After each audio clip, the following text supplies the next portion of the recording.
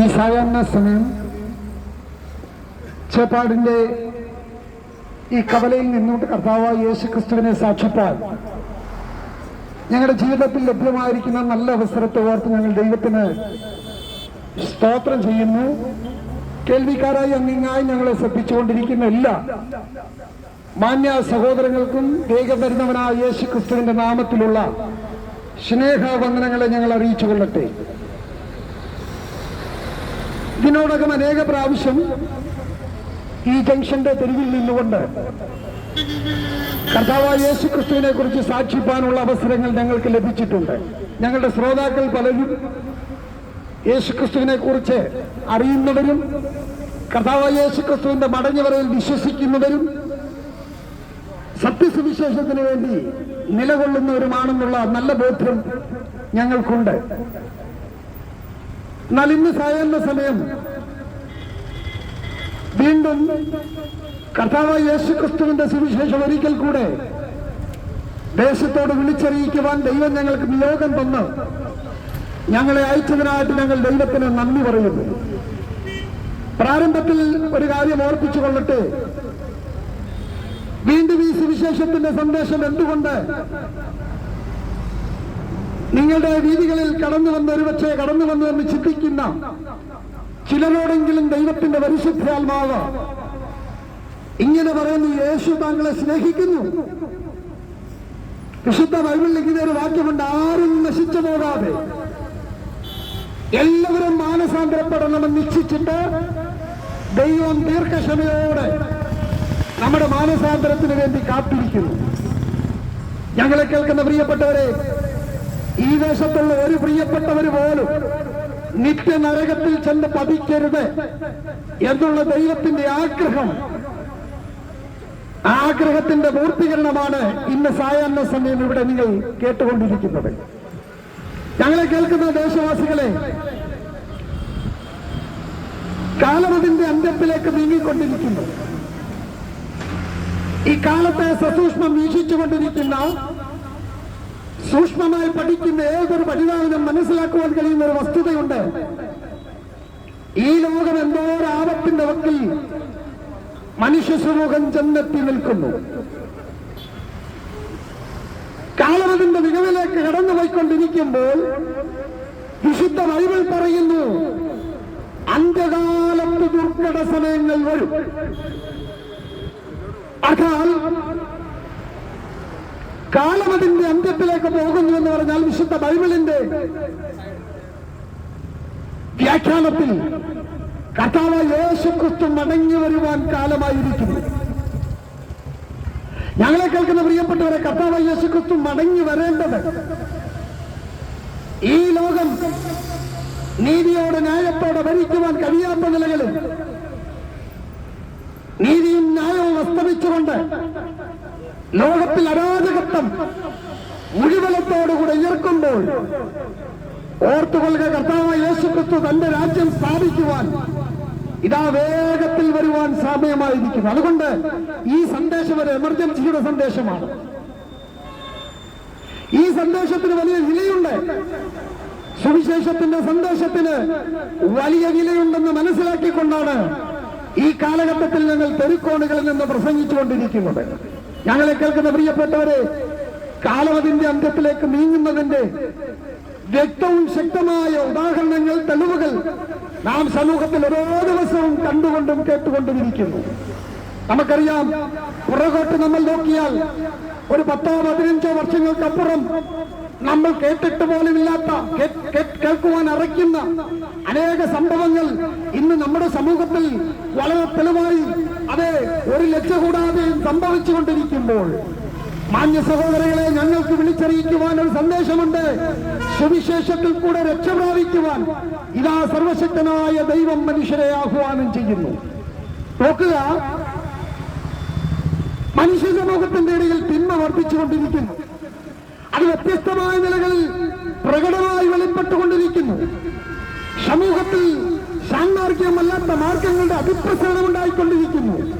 മദ്യപാനം, മയക്കുമരുന്ന്, മറ്റ് സാന്മാർഗികമല്ലാത്ത മാർഗങ്ങൾ, അത് കൊലപാതകങ്ങൾ, എന്തിന് അട്ടിമറികൾ, അസമാധാനം, ആത്മഹത്യ, ഇതൊക്കെ വർദ്ധിച്ചു വരുന്ന ഒരു കാലത്തിലാണ് നാം ജീവിക്കുന്നത്. പ്രിയപ്പെട്ടവരെ, ഒന്നോർക്കുക, എന്താണ് ഇതൊക്കെ വർദ്ധിക്കുവാൻ കാരണമായി തീരുന്നത്? എന്തുകൊണ്ടാണ് ഈ സമൂഹത്തിൽ ഇത് ദിനംതോറും വർദ്ധിച്ചു വരുന്നത്? പണ്ടൊക്കെ നമ്മുടെ ചെറുപ്പകാലങ്ങളിൽ മദ്യപിക്കുന്നവരുടെ ആയുസ് അല്ലെങ്കിൽ വയസ്സ് ഒരു 10, 30, 35 വർഷം വയസ്സായിരുന്നെങ്കിൽ ഇന്ന് സ്കൂളുകളിൽ പഠിക്കുന്ന കുഞ്ഞുങ്ങൾ മദ്യത്തിന്റെ അടിമകളായി തീർന്നിരിക്കുന്നു. കലാലയങ്ങളിൽ, സ്കൂൾ അന്തരീക്ഷങ്ങളിൽ മദ്യം അവർക്ക് ഇങ്ങോട്ടും ഇങ്ങോട്ടും ഷെയർ ചെയ്യപ്പെടുന്നു. കൊച്ചു കുഞ്ഞുങ്ങൾ വരെ മദ്യപാനികളായി തീർന്നിരിക്കുന്നു. എന്തിനധികം പറയുന്നു, പണ്ടൊക്കെ സ്ത്രീകൾ മദ്യപിക്കുമോ എന്ന് ചോദിക്കുന്ന ഒരു കാലഘട്ടം ഉണ്ടായിരുന്നെങ്കിൽ ഇന്ന് പരസ്യമായി ബാറുകളിൽ പോയി മദ്യപിക്കുന്ന സ്ത്രീ സമൂഹം ഇവിടെ നമുക്ക് കാണുവാൻ കഴിയും. മദ്യം മനുഷ്യനെ നശിപ്പിച്ചുകൊണ്ടിരിക്കുന്നു. അത് നല്ല ആയുസ്സോടെ, ആരോഗ്യത്തോടെ സമൂഹത്തിന് നന്മയായി ഭവിക്കേണ്ട യുവതലമുറകൾ മദ്യത്തിന്റെ ആസക്തിയിൽ, മദ്യത്തിന് അടിമപ്പെട്ടിട്ട് ഷാന്മാർഗ്യമല്ലാത്ത നിലകളിൽ മദ്യത്തിന് അടിമപ്പെട്ട് ജീവിക്കുന്ന ഒരു കാലഘട്ടം നമ്മുടെ സമൂഹത്തിൽ ഇന്ന് എവിടെയും കാണുവാൻ കഴിയും. പ്രിയപ്പെട്ടവരെ, മയക്കുമരുന്ന് അതിന്റെ പേർവാഴ്ച നടത്തിക്കൊണ്ടിരിക്കുന്നു. മയക്കുമരുന്ന് മാഫിയകൾ യഥേഷ്ടം നമ്മുടെ രാജ്യത്ത് യഥേഷ്ടം സ്വാതന്ത്ര്യത്തോടെ അവരുടെ വ്യാപാരം അത് പുരോഗമിപ്പിക്കുമ്പോൾ ഇതിനിരയായിത്തീരുന്നത് നമ്മുടെ ചെറുപ്പക്കാരും കുഞ്ഞുങ്ങളുമാണെന്നുള്ള കാര്യം നാം വിസ്മരിച്ച് കളയരുത്. പ്രിയപ്പെട്ടവരെ, എന്തെല്ലാം തിന്മകളുടെ വലിയ വലിയ കാര്യങ്ങൾ ഇവിടെ സമൂഹത്തിൽ നടന്നുകൊണ്ടിരിക്കുന്നു. കൊലപാതകങ്ങൾ നമുക്ക് മുൻപിൽ ഒരു ദയം കൂടാതെ വണ്ണം സഹജീവികളെ വെട്ടിയും കുത്തിയും ഓടിച്ചിട്ട് തള്ളിക്കൊന്നും വെടിവെച്ചുമൊക്കെ നമ്മുടെ കൊച്ചു കേരളത്തിൽ പോലും എത്രയെത്ര കൊലപാതകങ്ങൾ ഓരോ ദിവസം നടന്നുകൊണ്ടിരിക്കുന്നു. പ്രിയപ്പെട്ടവരെ, ഒന്ന് ചിന്തിച്ചു നോക്കിയേ. നമ്മൾ പിന്നാമ്പുറങ്ങൾ ചില വർഷങ്ങൾ പിന്നോട്ടൊന്ന് നോക്കിയാൽ ഇങ്ങനെയുള്ള അക്രമവാസനയൊന്നും നമ്മുടെ സമൂഹത്തിൽ വളരെ വിരളമായിരുന്നു. എന്നാൽ ഇന്ന് കൊട്ടേഷൻ സംഖ്യകൾ വർദ്ധിച്ചിരിക്കുന്നു. ഭവനങ്ങളുടെ ഉള്ളിൽ മാതാപിതാക്കളെ കൊലപ്പെടുത്തുന്ന യൗവന തലമുറ എഴുന്നേറ്റിരിക്കുന്നു. പ്രിയ സഹോദരങ്ങളെ, എന്താണ് ഇതിനൊക്കെ കാരണമായി തീരുന്നത്? മറുഭാഗത്ത് എന്തെല്ലാം നിയന്ത്രിക്കുവാൻ കഴിയാത്ത സംഭവങ്ങൾ നമ്മുടെ സമൂഹത്തിൽ സംഭവിച്ചുകൊണ്ടിരിക്കുന്നു. നിയമങ്ങളും നിയമപാലകരുമുണ്ടെങ്കിലും അവർ അവരുടെ നിലകളിൽ ആവോളം പരിശ്രമിച്ചിട്ടും ഈ സമൂഹത്തിലെ തിന്മയ്ക്ക് അവസാനം വരുത്തുവാൻ കഴിയാത്ത നിലകളിൽ സമൂഹത്തിൽ തിന്മകളുടെ വർധനവ് പൂർവാധികം ശക്തിയോടെ വ്യാപരിച്ചുകൊണ്ടിരിക്കുന്നു. എന്താണ് ഇതിന് കാരണം? ഇങ്ങനെയൊക്കെ എന്തുകൊണ്ടാണ് സമൂഹത്തിൽ സംഭവിക്കുന്നത്? ഇവിടെ നമുക്ക് DHS സെന്ററുകളുണ്ടല്ലോ, ബോധവൽക്കരണ പരിപാടികൾ ബോധവൽക്കരണം നടത്തുന്ന അനേക പ്രിയപ്പെട്ടവർ, സംഘടനകൾ, സമൂഹങ്ങളുണ്ടല്ലോ. എന്തുകൊണ്ടാണ് പിന്നെ ഇതൊക്കെ വർദ്ധിച്ചു വരുന്നത്? കൊലപാതകങ്ങൾ എന്തുകൊണ്ട് വർദ്ധിച്ചു വരുന്നു? ഭവനത്തിന്റെ ഉള്ളിൽ അസമാധാനത്തിലേക്ക് വീഴ്ത്തപ്പെട്ട സമൂഹം അത് ഭവനങ്ങളുടെ ഉള്ളിൽ ഒന്നിച്ച് ആത്മഹത്യ ചെയ്യുന്ന കൂട്ട ആത്മഹത്യകൾ നടക്കുന്നു. എന്താണ് കാരണം പ്രിയപ്പെട്ടവരെ? ഇതാ ഇവിടെ ആർക്കും ഇതിന് മറുപടി പറയുവാൻ കഴിയാതിരിക്കുമ്പോൾ ഈ തിന്മകൾ സമൂഹത്തിന്റെ ഉള്ളിൽ മനുഷ്യകുലത്തിന് വ്യാപരിക്കുന്നത് എന്തുകൊണ്ടെന്ന് വിശുദ്ധ വേദപുസ്തകം വളരെ വ്യക്തമായി മനുഷ്യ സമൂഹത്തോട് പറയുന്നു. പ്രിയപ്പെട്ടവരെ, പാപമാണ്. മനുഷ്യന്റെ ഉള്ളിൽ കുടികൊള്ളുന്ന പാപത്തിന്റെ സ്വാധീനമാണ് മനുഷ്യനെ തിന്മയിലേക്ക് നയിക്കുന്നതെന്ന് ദൈവത്തിന്റെ വചനമാകുന്ന വിശുദ്ധ വേദപുസ്തകം പറയുന്നു. മനുഷ്യനിൽ പാപം വന്നു. പാപത്തിന്റെ പരിണിതഫലമായി മനുഷ്യൻ സകല തിന്മകളും ചെയ്യുവാൻ ഇതാ സമൂഹത്തിൽ ഒരു ലജ്ജ കൂടാതെയും അവൻ മുന്നോട്ട് വരുന്നു. എന്താ കാരണം? മനുഷ്യന്റെ ഉള്ളിൽ കുടികൊള്ളുന്ന പാപം മനുഷ്യനെ അതിന് നിരന്തരം പ്രലോഭിപ്പിച്ചുകൊണ്ടിരിക്കുന്നു. ഞങ്ങളെ കേൾക്കുന്ന പ്രിയപ്പെട്ടവരെ, ഒരുപക്ഷെ ചില വർഷങ്ങൾക്ക് മുമ്പ് ഞങ്ങളിങ്ങനെ തെരുവുകളിൽ നിന്ന് പ്രസംഗിക്കുമ്പോൾ ഞങ്ങളെ വളരെ ലജ്ജയോടുകൂടെ ആക്ഷേപിച്ചു വിട്ട സമൂഹമുണ്ട്. എന്നാൽ ഇന്നത്തെ ദിനങ്ങളിൽ ഈ സമൂഹം മനസ്സിലാക്കുന്നു തിന്മയുണ്ട്, സമൂഹത്തിൽ പാപമുണ്ട്, മനുഷ്യകുലത്തിന്റെ ഉള്ളിൽ പാപമുണ്ട്. പാപത്തിന്റെ വാസനയാണ് മനുഷ്യനെ തിന്മയിലേക്ക് വലിച്ച് ഇഴയ്ക്കുന്നതെന്ന് ഇന്ന് നമ്മുടെ സമൂഹം മനസ്സിലാക്കിക്കൊണ്ടിരിക്കുന്നു. പ്രിയപ്പെട്ടവരെ, പാപം എങ്ങനെയാണ് മനുഷ്യ സമൂഹത്തിലേക്ക് കടന്നു വന്നത്? മനുഷ്യൻ തിന്മകൾ ചെയ്യുവാൻ, മനുഷ്യൻ സാന്മാർഗികമല്ലാത്തത് പ്രവർത്തിക്കാൻ കാരണമായി തീരുന്ന മനുഷ്യന്റെ ഉള്ളിൽ കുടികൊള്ളുന്ന പാപത്തിന്റെ വാസന മനുഷ്യന്റെ ഉള്ളിലേക്ക് എങ്ങനെ പ്രവേശിച്ചുവെന്ന് വിശുദ്ധ വേദപുസ്തകം വ്യക്തവും തെളിവുമായി പറയുമ്പോൾ ഇതാ വിശുദ്ധ വേദപുസ്തകം പറയുന്നു, മനുഷ്യകുലത്തിൽ അതോ മനുഷ്യനെ സൃഷ്ടിച്ച ദൈവം ആദിയിൽ ആണും പെണ്ണുമായി മനുഷ്യനെ സൃഷ്ടിച്ചു.